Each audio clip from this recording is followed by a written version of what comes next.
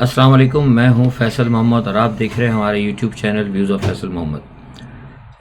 غزہ کی صورتحال اس وقت انتہائی خطرناک ہوتی جا رہی ہے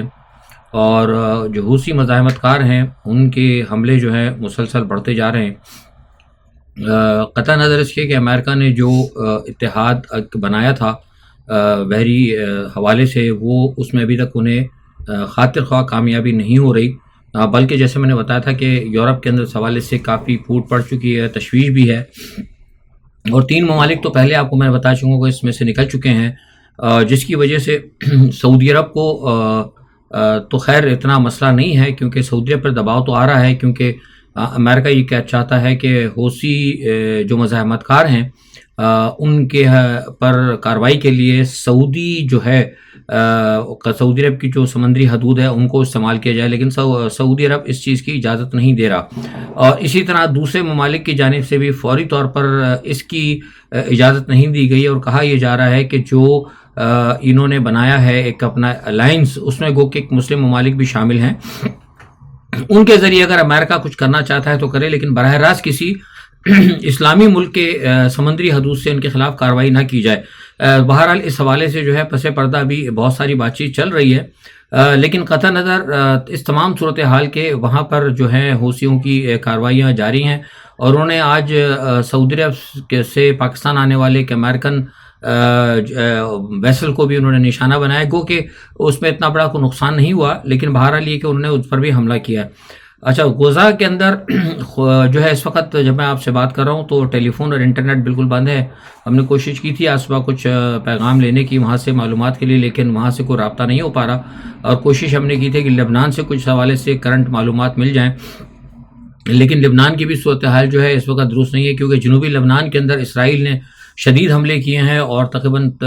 15 کے قریب جو ہے لبنانیوں کی شہادت کی وہاں سے اطلاع آئی ہے۔ جواب میں حزب اللہ نے بہت بڑے حملے کیے ہیں وہاں پر، جس کے نتیجے میں اس وقت وہاں پر بھی ایک بہت بڑی گھمسان کی جنگ جاری ہے۔ حماس اور اسرائیل جو تنازع ہے، جیسے کہ ہم پہلے بھی آپ کو کہتے رہے ہیں اپنے تجزیوں کے اندر کہ ہمیں یہ بڑھتا ہوا نظر آ رہا ہے، اور اب صورتحال جو ہے انتہائی تشویشناک، یعنی جس ایک ہوتا نا کہ ایک ریڈ لائن، یہ اب ریڈ لائن کراس کرنے لگا ہے، اور ایسا لگ رہا ہے کہ یہ معاملہ جو ہے نا اب کئی بہت بڑے پیمانے پہ کوئی بہت بڑی جنگ کی صورت کے اندر جو ہے یہ تبدیل ہو جائے گا۔ اور اس کی وجہ یہ ہے کہ آپ کو پتا ہوگا کہ ایک ایرانی اہم جرنیل کو اسرائیل نے ان کو شہید کیا، اور اس کے بعد ایران نے براہ راست ان سے بدلہ لینے کا اعلان بھی کر دیا ہے، گو کہ ایران تو شاید مجھے نہیں لگتا کہ اس حوالے سے کوئی اسرائیل کے اوپر حملہ کرے گا، لیکن یہ ہے کہ جو ان کی مزاحمتی تنظیمیں ہیں 3H جو اس وقت کام کر رہے ہیں، یعنی میری مراد حماس، حزب اللہ اور حوثیز جو مزاحمت کار ہیں ان سے ہے، ان کے ذریعے وہ ایران کیپیبل ہے کہ وہ اپنا اس جرنیل کا بدلہ وہ لے لے گا، لیکن سوال یہ پیدا ہوتا ہے کہ کیا اس بدلے کے بعد یہ معاملہ رکے گا؟ جی نہیں، یہ نہیں رکے گا۔ اس کی وجہ یہ ہے کہ مجھے پس پردہ اسرائیل کی بہت ساری خطرناک تیاریاں نظر آ رہی ہیں۔ میرے جو ذرائع ہیں لبنان سے یہ خبر دے رہے ہیں اور یہ کنفرم کر رہے ہیں، اور شام کے کچھ میرے ذرائع نے بھی کنفرم کیا ہے کہ اسرائیل نے واضح طور پر کہہ دیا ہے کہ وہ کسی بھی 2 ریاستی پلان کے اوپر نہیں جائے گا، بلکہ انہوں نے کہا ہے کہ اب صرف یہ طے کیا ہے کہ وہاں پر صرف ایک ہی ریاست ہوگی، اور وہ ریاست ہوگی اسرائیل، اور اسرائیل کی ریاست کے جو ہیں جغرافیہ کو وسیع کیا جائے گا۔ یہ میں آپ کو کھل کر بتا رہا ہوں، یہ بات وہاں پہ انہوں نے کہا کہ بات طے ہو چکی ہے، اور اس پس منظر کے اندر 3 دن پہلے جو بات ہوئی تھی نتن یاہو کی اور بائیڈن کی، اس حوالے سے بھی کچھ انہوں نے پروگرام کو چاک آؤٹ کیا ہے، اور ساتھ ہی آج جو ہے اس گفتگو کے بعد آپ نے دیکھا ہوگا کہ اسرائیل کے حملوں کے اندر بڑی تیزی آئی، اور اسرائیل کے جو جرنیل ہیں آرمی چیف، انہوں نے بھی کہہ دیا کہ اب یہ جنگ جو ہے مہینوں چلے گی۔ تو اس کا مطلب یہ ہے کہ جو خبر ہمیں وہاں سے دی گئی ہے کہ 2 ریاستی حل کے اوپر اسرائیل بالکل راضی نہیں ہے، اور انہوں نے منع کر دیا ہے، اور 2 ریاستی حل کے اوپر انہوں نے امریکہ کو بھی کہیں نہ کہیں راضی کر لیا ہے۔ یہی وجہ ہے کہ اس خبر کی صداقت اس لیے پتہ لگ رہی ہے کہ یہی وجہ ہے کہ امریکہ بھی حماس کے مکمل خاتمے، حماس تو میں نہیں کہوں گا، مطلب فلسطینیوں کے غزہ سے مکمل خاتمے کے اندر کہیں نہ کہیں ان کے ساتھ کھڑا ہے۔ اور اسی وہاں سے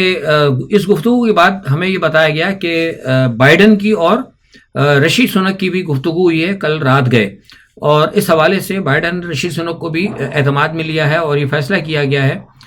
کہ اس حوالے سے اسرائیل کی جو ہے وہ مدد جاری رکھی جائے گی، یعنی اسرائیل کا جو دو ریاستی فارمولے کا جو کہتے ہی رہیں گے، یعنی امریکہ بھی کہے گا، برٹن بھی کہے گا، لیکن اصل میں یہ کہا جائے گا کہ آپ دو ریاستی حل کی بات کریں، ہم کہہ رہے ہیں، لیکن اسرائیل کو یہ کہیں گے کہ آپ اپنے اسٹینڈ پر کھڑے رہیں اور دو ریاستی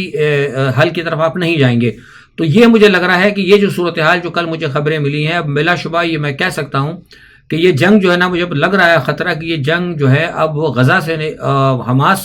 اور اسرائیل تنازع سے بڑھ کر اب یہ صلیبی جنگ کی طرف جا سکتی ہے، کیونکہ بہت ساری خبریں جو ہیں پس پردہ میں دیکھ رہا ہوں، جس میں کئی مسلم ممالک کے حوالے سے بھی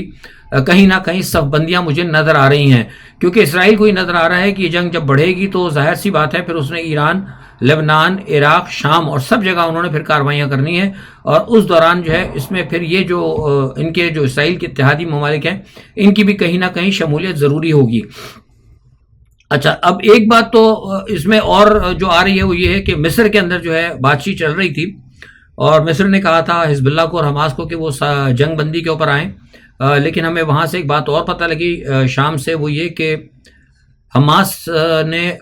تو خیر نہیں، لیکن حزب اللہ نے مصر کی کوئی سازش کو پکڑا ہے، اور حزب اللہ نے کوئی ایسے ثبوت پکڑے ہیں، کچھ ایسے ایویڈنس انہیں ملے ہیں جس سے یہ پتہ لگ رہا تھا کہ مصر جو ہے وہ ثالثی کے بجائے پس پردہ اسرائیل کے ساتھ ہے، اور مصر کی پوری کوشش تھی کہ کسی طرح سے جنگ بندی کو اس نیش پہ لایا جائے اور اس طریقے سے معاملات کو چلائے جائیں کہ فلسطینیوں کو مکمل طور پر غزہ سے آؤٹ کر دیا جائے۔ اور اسی لیے پھر ایک پیغام یہ بھی پکڑا گیا مصر کا، جس میں مصر کی جانب سے کچھ ان تنظیموں کو یہ پیغام دیے گئے تھے کہ وہ غزہ کے، یعنی جو اس میں حوثی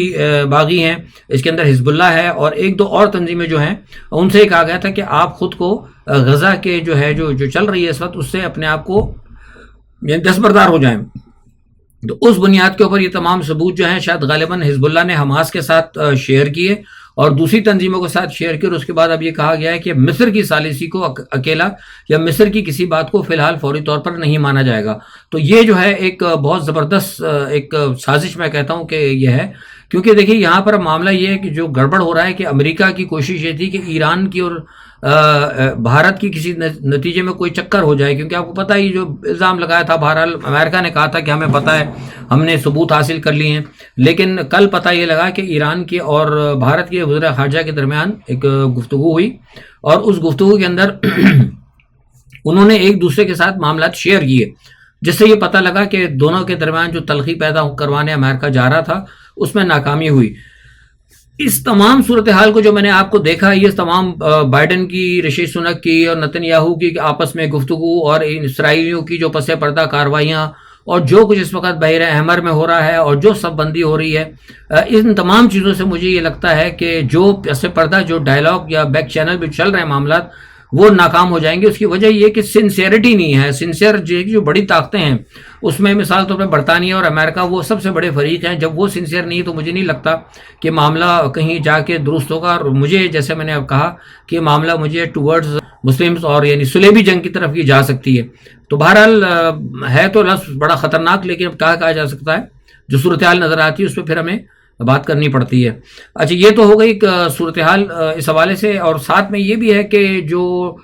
نیٹو کا جو معاملہ چل رہا ہے نا، ادھر جو چل رہا ہے رشیا کا اور اس کے ساتھ، وہ بھی مطلب چل رہا ہے، اور فن لینڈ کے حوالے سے وہاں فیصلہ کر لیا گیا ہے کہ فن لینڈ کو لے لیا جائے گا، ان کو بھی ممبر بنایا جائے گا، اور سویڈن کے حوالے سے جو ہے وہ نیٹو کے اندر جو شمولیت کی بڑی بڑی امیدیں آ گئی ہیں، کیونکہ ترکی کا ہمیں سمجھ میں نہیں آتا کہ ترکی کا کیا پلان ہے، ترکی کبھی رکاوٹ بنتا ہے، کبھی این او سی بھی دے دیتا ہے۔ اب سنا یہ ہے کہ دوبارہ انہوں نے کہہ دیا ہے کہ وہ نیٹو میں جا سکتے ہیں، اور نیٹو کے حوالے سے اردوغان نے کہا ہے کہ ہم ان کو این او سی جاری کر دیں گے۔ ایک طرف اردوغان یہ کہہ رہے ہیں کہ نتن یاہو جو ہیں انہوں نے ان کو ہٹلر کہا ہے، اور یہ بھی ان کو پتہ ہے کہ نیٹو جو ہے بنیادی طور پر وہ سب سے بڑا سپورٹر ہے اسرائیل کا، اور دوسری جانب وہ نیٹو کی ایکسٹینشن کی وہ اجازت بھی دے رہے ہیں۔ اب مجھے یہ نہیں پتا، میرے کوشش میں کروں گا معلومات کی، کیا ترکی پہ دباؤ آیا تھا یا ترکی کے کوئی اپنی مطلب انفرادی قسم کی ڈپلومیسی وہ استعمال کر رہے ہیں۔ تو بہرحال یہ ایک دو دن کے اندر اس کے حوالے سے بھی ہمیں صورتحال پتہ لگ جائے گی۔ اچھا یہ ساری جو چیزیں ہو رہی ہیں اس کا جو ہے نا میں آپ سے بتا رہا ہوں کہ اگر یہ معاملہ پھیلا ہے، کیونکہ دیکھیے یہ جنگ اگر بڑھتی ہے جیسے میں نے کہا تو سب سے پہلے جو بڑھے گی یہ ایران کی طرف سے بڑھے گی، یعنی ایران لپیٹ میں آئے گا، ایران کو لپیٹ میں آنے کے فوراً بعد ایران، لبنان اور شام، اور ساتھ میں پھر جو ہے نا دوسرے ممالک کو کہیں نہ کہیں خود اس میں سکنگ ہونا پڑے گا، اور اس میں ظاہر ہے پھر اس کے ساتھ جو ہے پاکستان پر بھی آئیں گے جیسے ہم شروع سے کہتے رہے ہیں۔ اچھا پاکستانی بات ہوئی تو بتا دوں آج محترمہ بے نظیر کی 16ویں برسی تھی، اور ان کے برسی کے اوپر خیر بہت ساری تقریریں وغیرہ بھی ہوئیں گڑھی خدا بخش کے اندر، اور بڑے بڑے دعوے وغیرہ بھی کیے گئے ہیں، بہت سارے معاملات ہیں۔ بہرحال یہ کہ بے نظیر بھٹو کو کہا جاتا ہے کہ وہ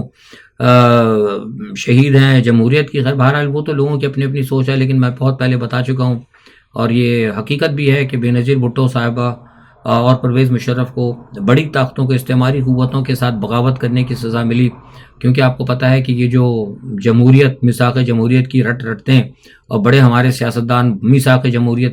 کون سا میثاق جمہوریت؟ یہود اور نصارہ نے میثاق جمہوریت کرایا، کنڈولیزا رائس نے اور ان برطانوی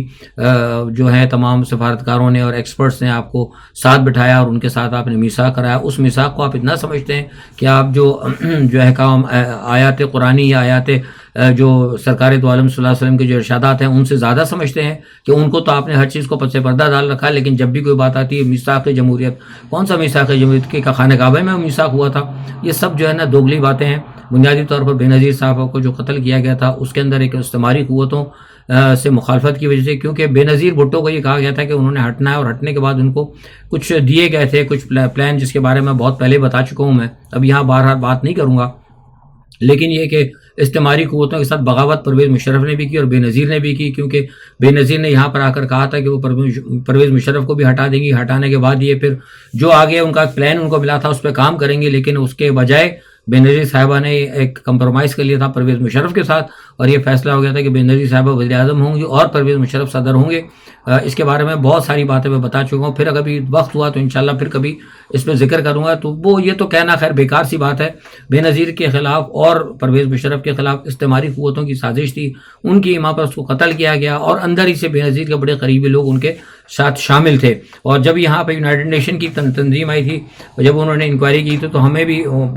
بہت سارے معاملات کے اندر ہم سے بھی کچھ معلومات ہوئی تھی، تو اس وقت جو ناروے کے وہاں پہ تھے انویسٹیگیٹر، ان کو میں نے بتا دیا تھا، میں نے کہا کہ آپ ساری زندگی اس قتل کی حقیقی جو ہے نا آپ تک نہیں پہنچ سکتے، کیونکہ جن کی اجازت کی بنیاد پر یا جن کے NOCs کے اوپر آپ لوگ آئے ہیں، آپ کو میں سے کوئی بھی ایسا نہیں ہے کہ جو ان بڑی قوتوں کے سامنے آگے کھڑا ہو سکتا ہو۔ تو خیر بہرحال یہ تو ایک بات بیچ میں آ گئی تھی۔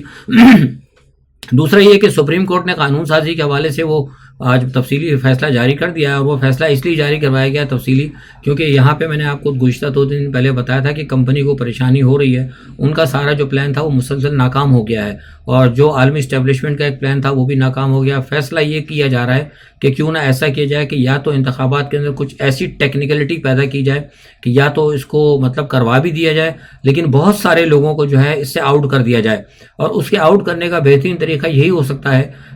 کہ کچھ لوگوں پر کو کیس بنا دیے جائیں، یا کیس بن جاتے ہیں، اگر نہیں بنتے تو کھول دیے جائیں۔ اس کے لیے نیب کی جو فائلیں ہیں، جو نیب کے پرانے کیسز ہیں، آپ کو پتہ ہے وہ بہت زیادہ